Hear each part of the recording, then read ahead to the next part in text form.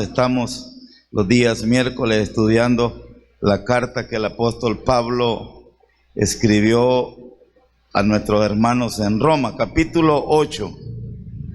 Romanos capítulo 8. Romanos 8.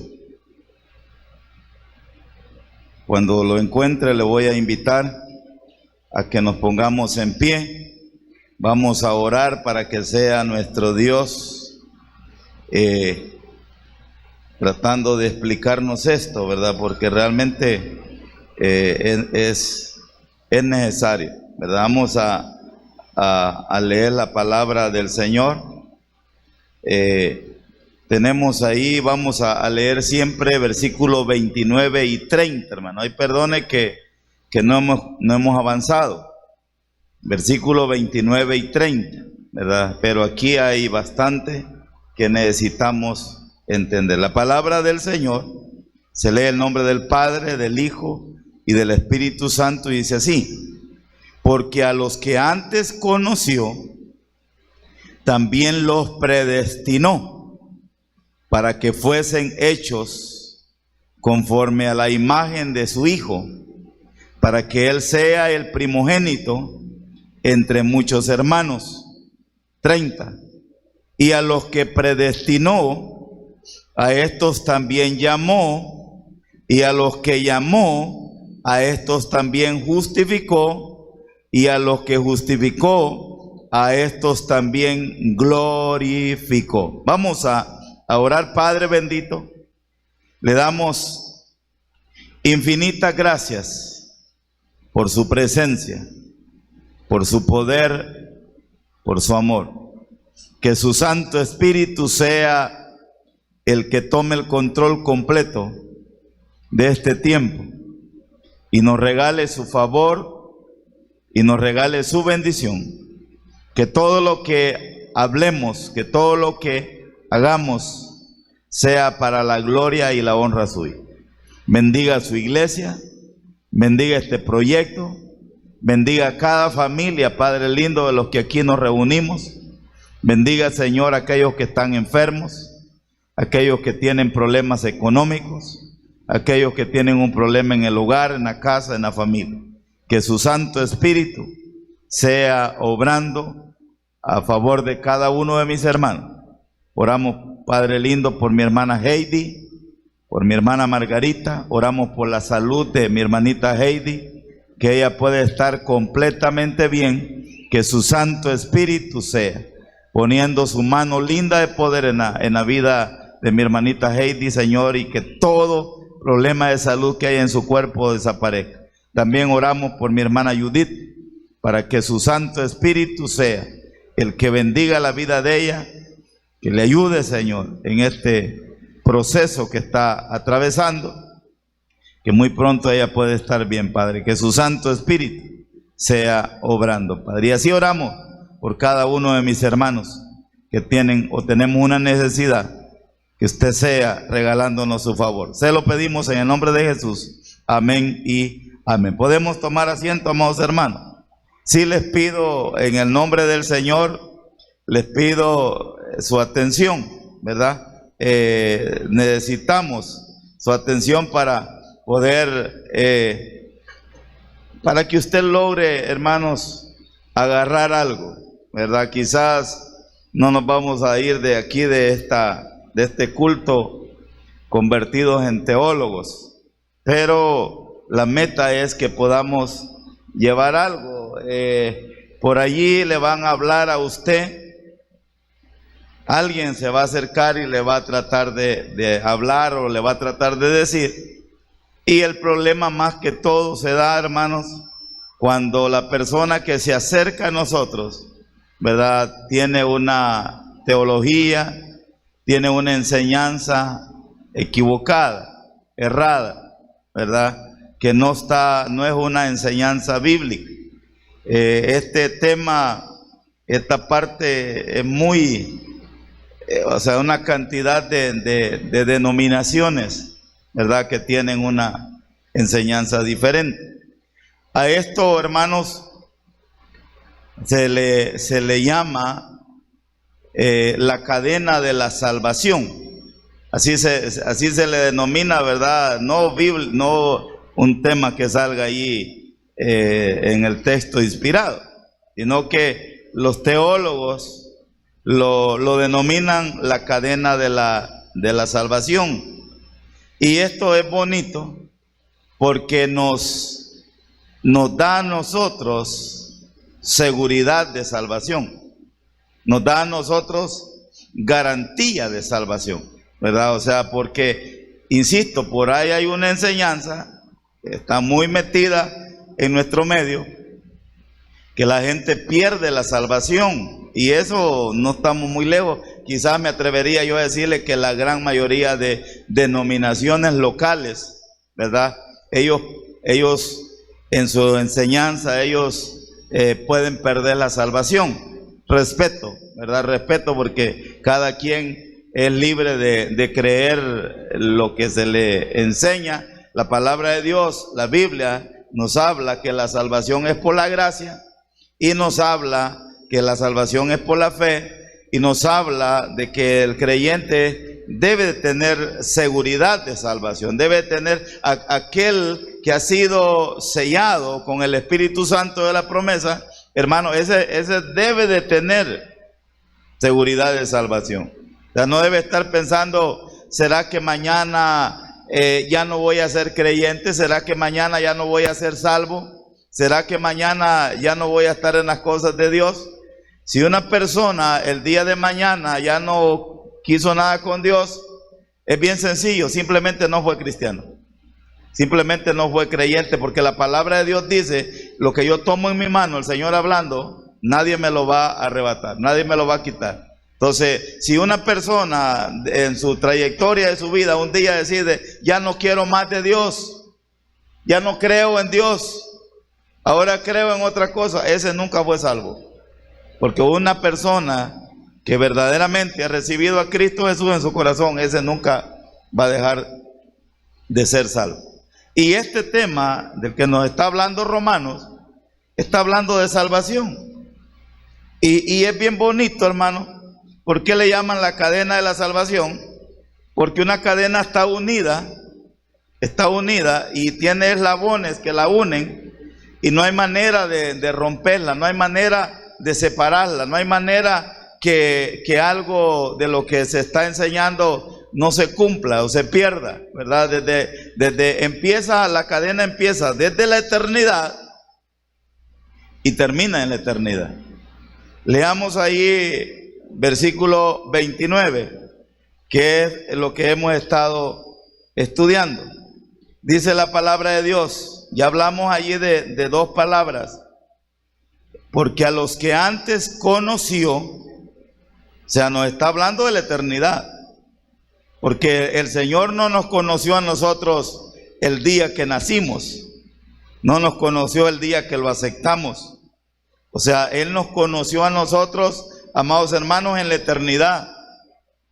Antes que nosotros fuésemos engendrados en el vientre de nuestra madre, Dios nos conoció, Dios ya nos conocía, porque Él tiene un atributo divino que Él conoce todo. O sea, no necesita que el evento suceda para conocerlo. Él tiene la presciencia de Dios, ¿verdad? Entonces, Él dice la palabra de Dios ahí en el versículo 29, porque a los que antes conoció. O sea, desde antes de la fundación del mundo, desde antes que Adán fuese formado, desde antes que Eva fuese formada, ¿verdad? Fuese hecha de la costilla de Adán, desde antes que la tierra fuese formada, hermanos, Dios ya nos conocía cada uno de nosotros. Él nos vio en la eternidad, Él nos conoció en la eternidad. Entonces, por eso los teólogos le llaman a esto la cadena de la salvación, porque empieza en la eternidad y termina en la eternidad. ¿A dónde termina la cadena? Porque los que antes conoció, los predestinó, y a los que predestinó llamó, y a los que llamó justificó, y a los que justificó, a estos también glorificó. La palabra glorificar es en la eternidad, cuando cada uno de nosotros seamos arrebatados. O sea, en el momento que ocurra el arrebatamiento, dice la palabra de Dios que los muertos en Cristo van a resucitar primero. No sabemos nosotros en qué momento va a ser, no sabemos si usted y yo vamos a estar vivos o vamos a estar muertos. Si ya estamos muertos y morimos en Cristo, vamos a resucitar, y en ese momento que resucitemos, recibiremos no un cuerpo igual al que usted tiene ahorita, sino que vamos a recibir un cuerpo glorificado, se llama eso. Y los que estén vivos en el momento que se dé el arrebatamiento, en ese momento, en un abrir y cerrar de ojos, seremos transformados para unirnos con el Señor en las nubes, y a partir de ese momento estaremos con Él para siempre. Pero ya sea que resucitemos o ya sea que estuviéramos vivos y en ese momento se dé el arrebatamiento, amados hermanos, el cuerpo que vamos a recibir es un cuerpo glorificado.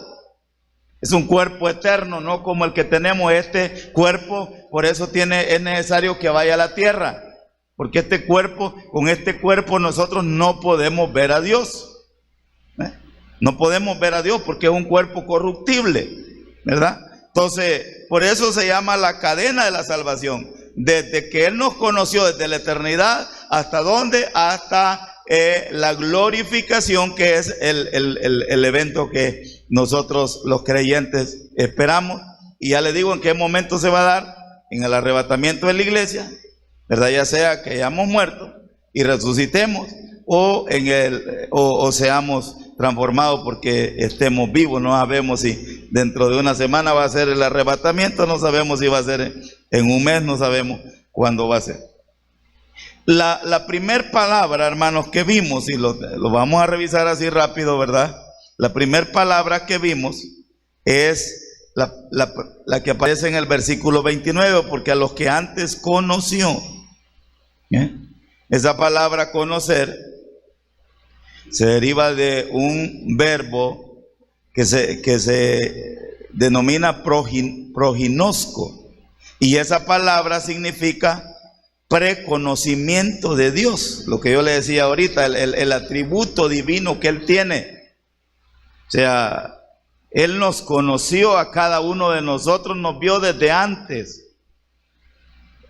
O sea, algunos debemos de decir que es difícil para Dios porque los conoció a todos. Dios nos conoció a todos. O sea, acuérdense que nosotros en nuestra capacidad son limitadas, pero las capacidades de Él no son muy grandes. Entonces Él desde la eternidad nos vio, lo conoció a usted, lo vio a usted.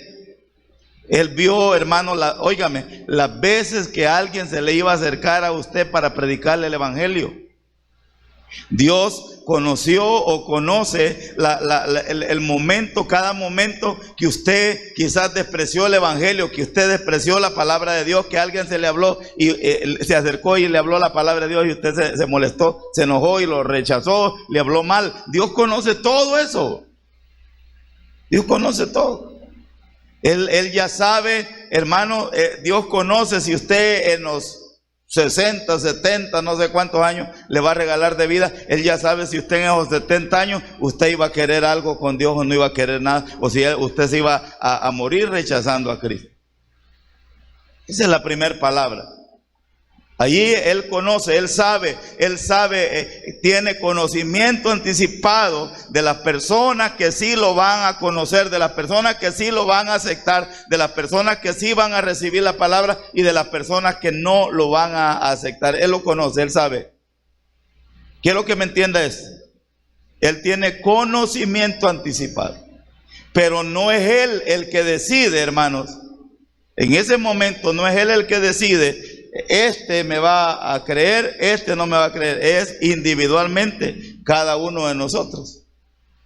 Cada uno de nosotros, cada ser humano decide si quiere creer en Dios o no quiere creer en Dios. Él ya sabe quiénes van a creer, Él ya sabe quiénes lo van a rechazar. Entonces, la primera palabra que estamos estudiando, porque a los que antes conoció, Ya le dije yo, desde la eternidad Él nos conoció. Él sabe quiénes somos, Él sabe si hermanos, si nosotros lo vamos a aceptar, vamos a ser muy rebeldes, no vamos a querer nada con Él, ya no, Él nos conoce. Seguimos, porque a los que antes conoció, también los predestinó. Aquí está la segunda palabra, que ya la vimos, y esta palabra, predestinó, es una palabra que causa una cantidad de problemas para muchos, ¿verdad? Teólogos grandes, teólogos que escuchamos, tienen una interpretación diferente a veces a la interpretación correcta, porque hay una línea de pensamiento, hermano, hipercalvinismo se llama eso, hipercalvinismo. Esa línea de pensamiento enseña, afirma de que Dios desde la eternidad, desde antes que nos formara, esa línea afirma de que Dios fue el que predestinó a unos para que sean salvos y predestinó a otros para que esos fueran condenados. O sea, eso es lo que enseña esa línea de pensamiento llamada hipercalvinismo, ¿verdad? O sea, y ellos dicen, mire, no ande predicando, no se preocupe de predicar el evangelio, porque ya Dios ya sabe quiénes se van a salvar y Él los va a salvar, no hay necesidad de hacer nada. Él ya estableció, Julano se va a salvar, Sutano se va a condenar. O sea, que fue Dios, de acuerdo a esta línea de pensamiento, fue Dios el que eligió los salvos y también Él mismo eligió los que se van a condenar. Y entonces, amados hermanos, eso nos mete en problemas. Eso nos mete en problemas porque entonces, ¿por qué Juan 3:16 dice? Porque de tal manera amó Dios al mundo, y el mundo son todos los seres humanos que habitamos en la tierra, porque de tal manera amó Dios al mundo que ha entregado a su Hijo unigénito para que todo aquel que en Él cree, que no se pierda, mas tenga vida eterna. O sea, el que decide si cree es el ser humano, porque Dios nos ha dado algo que se llama albedrío, la capacidad para decidir, la capacidad para recibir o la capacidad para rechazar. El ser humano es el que decide. Ya le digo yo, ¿cuántas veces la gente se le va a acercar a hablarle? ¿Cuántas veces nosotros cuando estamos en la calle nos acercamos a alguien a hablarle la palabra de Dios y la gente corre, huye, se esconde, cierra la puerta, nos tira la puerta, nos dice cosas, no quiere? No podemos decir ya está condenado, porque no sabemos si Dios le va a regalar más días. ¿Cuántas veces nosotros lo rechazamos, pero un día aceptamos? Entonces no sabemos. Entonces, sin embargo, hermanos, la segunda palabra, la palabra predestinación, es que nuestro Dios nos predestinó. O sea, como nos vio en la eternidad y vio que íbamos a creer, que lo íbamos a aceptar, que lo íbamos a recibir, Él nos predestinó para salvación. Él no nos predestinó para condenación, sino que, insisto, es voluntariamente el ser humano el que en su capacidad para decidir, decide rechazar al Señor. Pero Él en su amor, en su bondad, Él nos predestinó para que nosotros seamos salvos, ¿verdad? Entonces, esa es la segunda palabra que nosotros estamos viendo. Y dice allí en el versículo 29, porque a los que antes conoció, sí, ya nos vio, también nos predestinó. O sea, ¿para qué nos predestinó? Para salvación.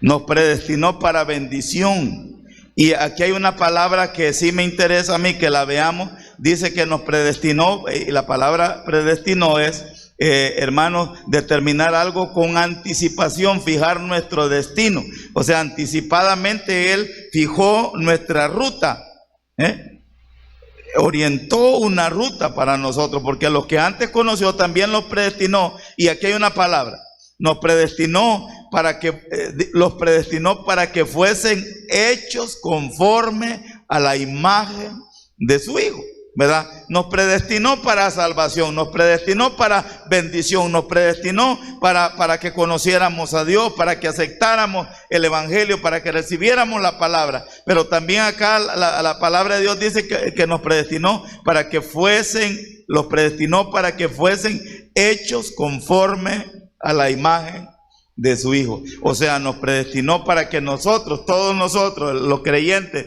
los que hemos creído en Dios, nos parezcamos, imitemos a nuestro Señor Jesucristo. Luchemos por tratar de hacer, amados hermanos, lo que Él hizo. O sea, su santidad de Él no la podemos imitar, pero sí su carácter, su accionar, su fe, hermanos. ¿Qué es lo que debemos de imitar? O sea, Dios, nuestro Señor Jesucristo, nos predestinó para que, dice la palabra de Dios, para que fuesen hechos conforme a la imagen de Él. ¿Qué podemos imitar de nuestro Señor Jesucristo? ¿En qué nos debemos de parecer a Él? Mire, una de las cosas que a mí me llama mucho la atención, y es bien bonita, hermano, y revísela por favor, y la gente pregunta. Pero una de las cosas que debemos de imitar de nuestro Señor Jesucristo es su oración. Véalo, analicémosla, revisémosla. Vea el tiempo que Él dedicaba para la oración. Hermano, sus discípulos no aguantaban a orar ni un ratito.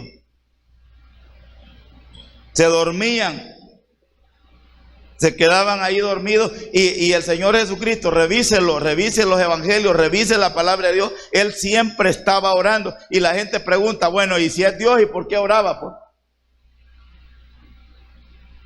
no se nos olvide, hermanos, amados hermanos, 100% Dios y 100% hombre. En su parte humana, Él quería tener comunión con Dios. En su parte humana buscaba de Dios. ¿Por qué? Porque Él sentía la necesidad. Ya cuando lo estaban crucificando, Él expresó unas palabras: Dios mío, ¿por qué me has desamparado? O sea, Él no soportó, no aguantó unos minutos, un pequeño momento quedarse sin tener comunión con Dios. Entonces, amados hermanos, ¿qué podemos imitar de nuestro Señor Jesucristo? El amor con que Él nos amó, la obediencia con la que Él se movió, cómo Él le obedeció al Padre, cómo Él accionó, cómo Él caminó, cómo Él hizo. O sea, minutos antes, tiempo antes de ir a la cruz, Él sintió que no era fácil lo que tenía que vivir, y se fue a Getsemaní y le dijo: Padre, si fuese posible, pase yo esta copa. No tome yo esta copa. Pero a la vez no terminó la oración ahí, sino que dijo: más no sea como yo quiero, sino como tú. ¿Sabe cómo se llama eso? Obediencia. ¿Cómo se llama eso, hermanos? O sea, debemos de parecernos a nuestro Señor Jesucristo en la obediencia. Debemos de aprender a perdonar como Cristo perdonó. Debemos de aprender a predicar como Cristo predicó. Debemos de aprender a tener bondad como Cristo fue bondadoso. O sea, hay una cantidad de características, de elementos que nosotros debemos de poner en práctica. Porque dice que para eso fuimos predestinados, para que fuésemos hechos conforme a la imagen de su Hijo. Debemos de servir como Cristo sirvió, lo entregó todo, lo dio todo por cada uno de nosotros. Vamos a ver la tercera palabra, ¿verdad? Ya vimos ahí que Él nos conoció, nos predestinó. Aquí está la tercera palabra y la encontramos en el versículo 30. Lea su Biblia, por favor, manténgala abierta. Y a los que predestinó, ya vimos que Él fue el que fijó el destino. A estos también, ¿qué, hermanos? A estos llamó. O sea, Él ya sabía, ya de antemano fijó el destino de este, y dijo, este va a ser creyente, este va a ser cristiano, ya lo vi en eternidad, este me va a creer. Entonces, no significa, amados hermanos, que el llamado es solo para los que Él predestinó para que fuesen salvos. Realmente el llamado está para todos. El llamado es para todos. Sin embargo, el llamado llega a los que van a ser creyentes, a los que van a ser cristianos, a los que hemos creído en Él. El llamado no llegó, y como le decía yo, quizás en la primera vez que el llamado le llegó, la invitación que le llegó a usted, quizás cuando estaba más joven, quizás no la atendió, quizás usted la rechazó. Quizás a usted no le pareció, pero el Señor sabía, el llamado le volvió a llegar no sé cuántas veces más, pero en una de esas, en un año específico, en un tiempo específico, usted lo aceptó. Entonces la palabra del Señor dice aquí, en el versículo 30, que a los que predestinó, a estos también llamó. Lo que me interesa es que usted vea que Él lo hizo. Nos conoció, nos fijó nuestro destino, nos predestinó y también nos llamó. El Señor fue el que se presentó a la vida de cada uno de nosotros y nos llamó. Él nos hizo el llamado, ¿verdad? Y gloria a Dios por aquellos que no rechazamos el llamado. ¿A qué nos llamó nuestro Señor? Él nos llamó a varias cosas, pero solo para hacer mención a algunas, quiero que vaya usted rapidito a Primera de Pedro 2:9. Primera carta del apóstol Pedro, Primera de Pedro, allá está al final casi, hermano, después de Hebreos, después de Santiago. Primera de Pedro 2:9. ¿A qué nos llamó nuestro Señor Jesucristo? 2:9. ¿Lo tenemos? Mas vosotros sois, el que sois o el que somos, mas vosotros sois linaje escogido. Esta palabra es preciosa, hermano, porque linaje escogido, no somos de cualquier linaje. Linaje es clase, o sea, somos de clase escogida, ¿verdad? Linaje, dice, mas vosotros sois linaje escogido, real sacerdocio, nación santa, pueblo adquirido por Dios. ¿Y para qué? ¿Para qué nos escogió? ¿Para qué nos santificó? ¿Para qué nos adquirió? ¿Para qué, hermanos? Para que anunciéis las virtudes de aquel que os llamó. ¿De dónde nos llamó? ¿De dónde nos llamó? De las tinieblas a la luz. Nos llamó Él para salvarnos, nos llamó para bendecirnos, nos llamó para que le sirvamos. Pero acá en este pasaje la Sagrada Escritura dice que fuimos llamados de las tinieblas a la luz, hermano. Y esta es una tremenda bendición. Es un regalo precioso porque estábamos perdidos, estábamos condenados, estábamos camino a vivir una eternidad separados de Cristo, pero Él apareció, Él vino, murió, entregó su vida en la cruz del Calvario para darnos la oportunidad de recibir salvación, perdón de pecado. Y la palabra de Dios dice, mas vosotros sois linaje escogido. Por favor, no se sienta menos que nadie. No se sienta menos que los demás, mas vosotros sois linaje escogido, real sacerdocio, nación santa, pueblo adquirido por Dios. ¿Para qué? Para que anunciéis las virtudes de aquel que os llamó de las tinieblas a la luz admirable. Él nos llamó para que anunciemos, y eso de anunciar, ¿qué es lo que hacemos nosotros los domingos? Es lo que usted hace en su barrio, en su colonia. Es lo que usted y yo hacemos en el trabajo. Es lo que usted y yo hacemos con un vecino, con un familiar que no conoce del Señor.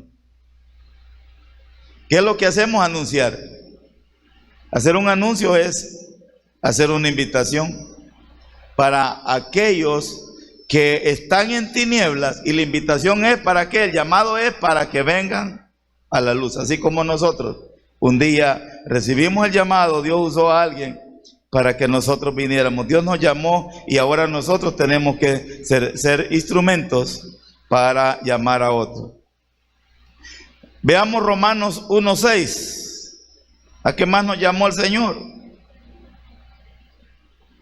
Romanos, a donde estamos. Solo que capítulo 1.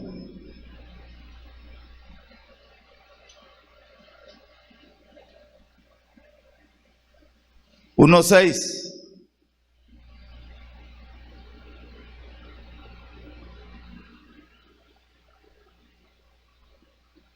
¿Lo tiene mi hermano?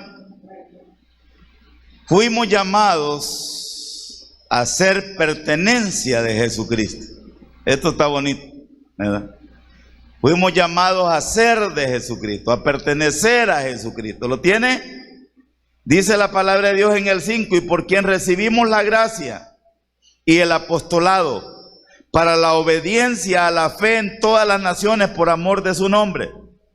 Verso 6, entre los cuales estáis también vosotros, llamados ¿a qué? No, repítalo fuerte, repítalo conmigo fuerte. Llamados a ser de Jesucristo.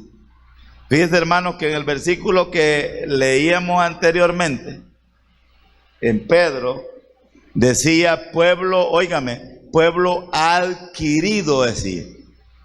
Porque a veces se dan debates con algunos que dicen que esa porción no es para la iglesia, ese versículo que estábamos leyendo. Pero ahí cuando dice pueblo adquirido, y un pueblo adquirido, ¿qué significa? Es un pueblo comprado. Usted adquirió un bien cuando lo compró. Usted lo compró y ya es suyo. Usted pagó, usted hizo algo para obtenerlo, va a pagar cuota, qué sé yo. Entonces, hermanos, cuando Él murió en la cruz del Calvario, cuando Él entregó su vida en la cruz del Calvario, ese sacrificio es el pago por nuestra salvación, es el pago por nuestro perdón. Él pagó por usted y por mí. Lo que nosotros debíamos, Él fue a la cruz del Calvario a pagarla. Entonces, con su sacrificio, Él nos adquirió, Él nos compró. Hermano, véngame para acá. ¿Quién es el dueño nuestro? ¿Quién es el dueño? Fíjese que Él fue el que nos creó, ¿verdad? Él nos formó, nos creó, y cualquiera puede decir, sí, Él es nuestro dueño porque Él nos creó, sí, Él nos creó. Pero después, cuando el hombre desobedeció, perdió Dios el derecho de nosotros. Pero ¿cómo lo recuperó? Cuando Él murió en la cruz del Calvario, allí nos adquirió. Entonces, cuando nosotros venimos y recibimos a Cristo, en ese momento, amados hermanos, fuimos llamados para convertirnos en propiedad de Dios.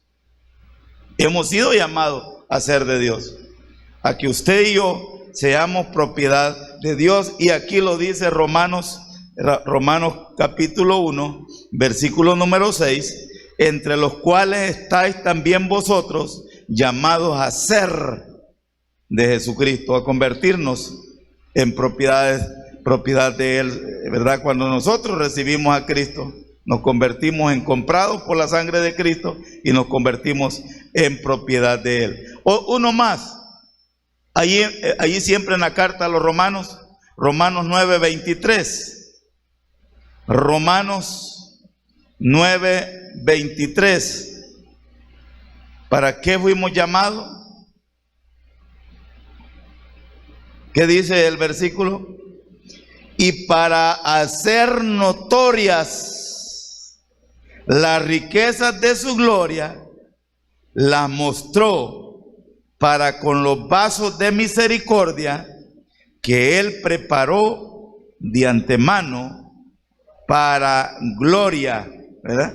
Leamos del versículo 22, y que si Dios, queriendo mostrar su ira y hacer notorio su poder, soportó con mucha paciencia los vasos de ira preparados para destrucción, y para hacer notorias las riquezas de su gloria, la mostró para con los vasos de misericordia que Él preparó de antemano para gloria. O sea, los vasos de misericordia somos nosotros. Un vaso, hermanos, es un instrumento. Usted lo ocupa para tomar agua, lo usa. Así, vasos de misericordia son aquellas personas, aquellos cristianos que Dios ha utilizado por pura misericordia, no porque nosotros nos merezcamos nada. Y por medio de cada uno de nosotros, Dios ha mostrado, como dice el versículo, y para hacer notorias las riquezas de su gloria. O sea, cada bendición que nosotros recibimos, cada regalo que nosotros recibimos de parte de nuestro Dios, de esa manera podemos ir comprobando las riquezas de su gloria, todo lo que Él nos da cada día. Lamentablemente muchas veces las bendiciones espirituales nosotros no las valoramos, pensamos, eso no tiene mucho valor, Dios me salvó, eso no tiene mucho valor. Es lo más sagrado, lo más valioso, lo más bueno, lo mejor que nuestro Señor nos ha dado. Entonces para eso nos llamó. Nosotros tenemos que servir de testimonio para mostrarle a los demás lo que Dios da, lo que Dios entrega, cómo Dios nos bendice, cómo Dios nos cuida, cómo Dios nos ayuda. Y terminamos este punto. Busquemos 1 Corintios 1:2. 1 Corintios 1:2. Corintios está delante de Romanos. ¿Para qué más nos llamó?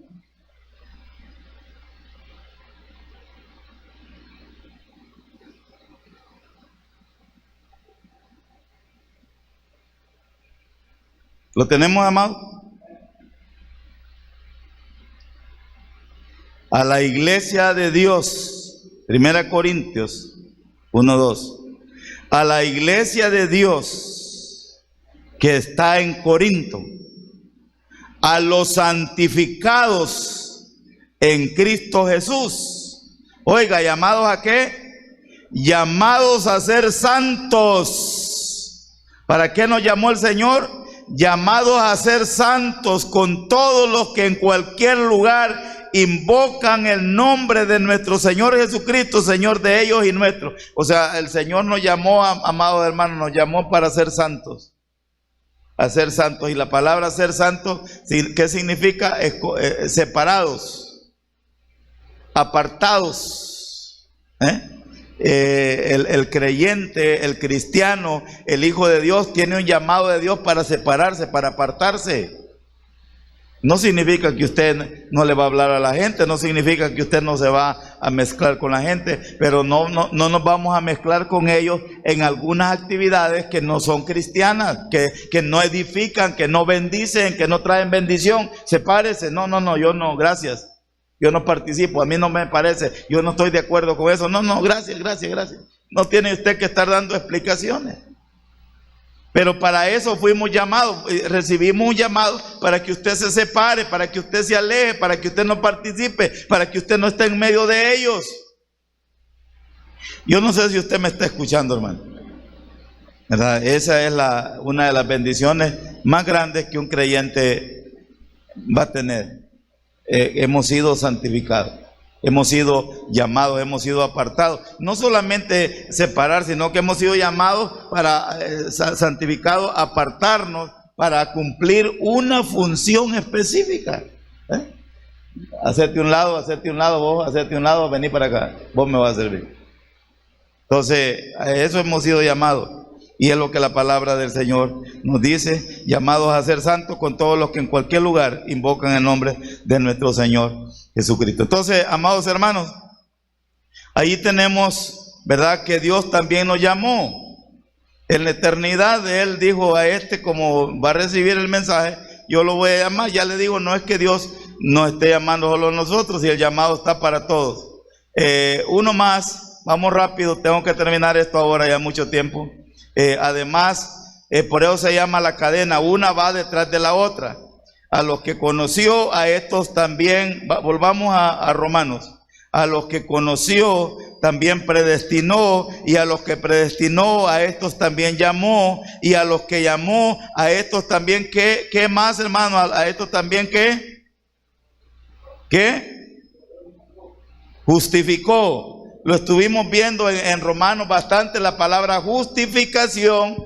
Y la palabra justificación es el requisito indispensable para poder entrar a la gloria eterna. Una persona que no haya sido justificada no puede entrar. Regáleme un segundo, ahorita voy a terminar rápido. Sin justificación, prácticamente la justificación es la salvación. Pero la palabra justificación significa declarar a alguien justo. Óigame, declarar a alguien justo aunque fuese culpable en un juicio.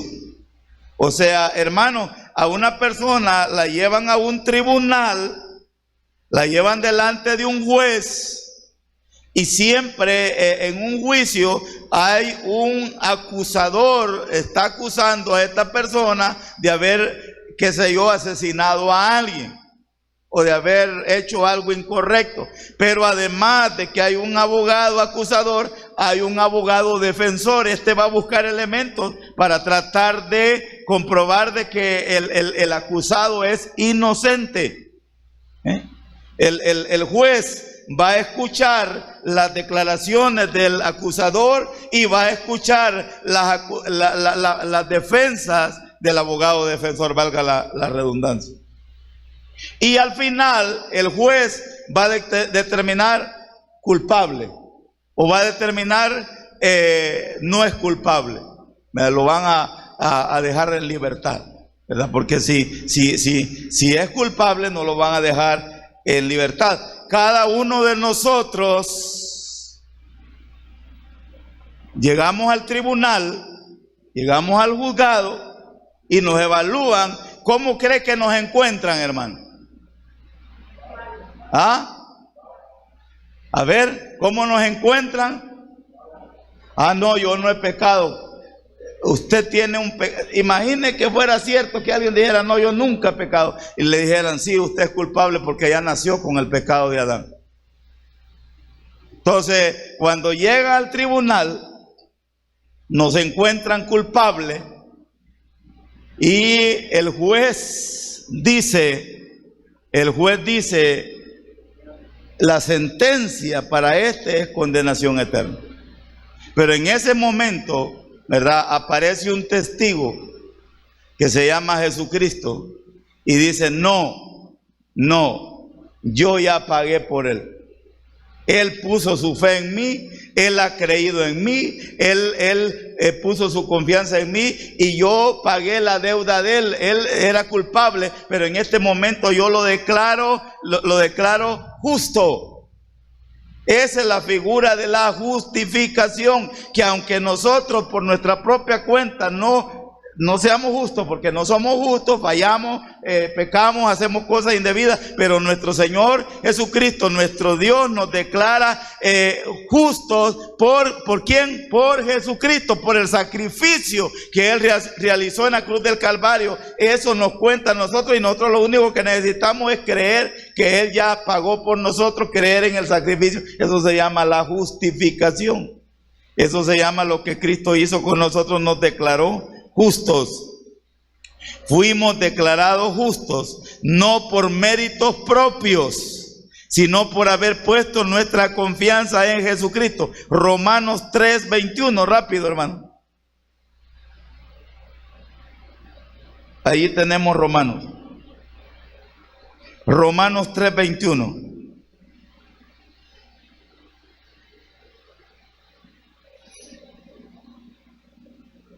¿Lo tenemos?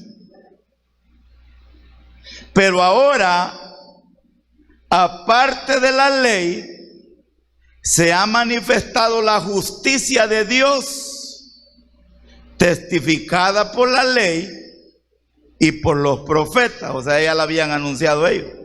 22. La justicia de Dios por medio de la fe en Jesucristo. Oiga, ¿cómo se obtiene esa justicia de Dios? No es por méritos humanos. No es porque usted diga, yo me merezco la justicia de Dios. No, la justicia de Dios va a llegar a su vida y a mi vida por medio de la fe. ¿En quién?